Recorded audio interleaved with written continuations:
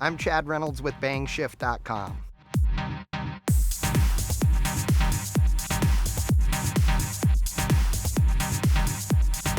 Bangshift.com is one of the fastest growing enthusiast online magazines that specifically caters to the muscle car and street machine and domestic performance market.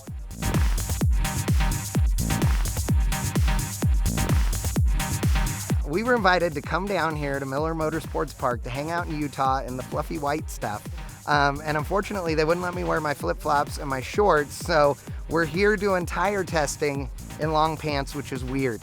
But we're out here, we're running the full winter tire, the NT90W, which is amazing, as well as the all-season Motivo, and then running it up against the OE tire, and seeing the differences has been a real education.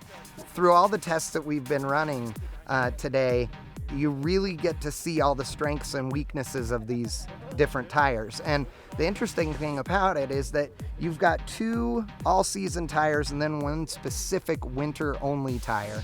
The all-seasons, you'd think that they would be so similar, and I'll give you that the differences are subtle, but those differences, if you really pay attention and are consistent in driving these things, you'll find that the OE tire is much lazier on turn-in, the traction afforded by them for acceleration, definitely the weak point.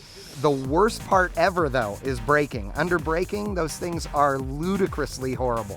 When you get into the NT90W, it's a whole nother ballgame. I mean, we're talking about a difference between being able to give 30% throttle to being able to give 80% or more in a very short distance. And then the braking distances are the difference between plowing into the minivan in front of you or stopping safely behind it. So the differences are dramatic. Sometimes on different tests they're subtle, but overall it's a dramatic difference. I've never driven on a pure winter tire until this event. With that said, the NT90W is awesome.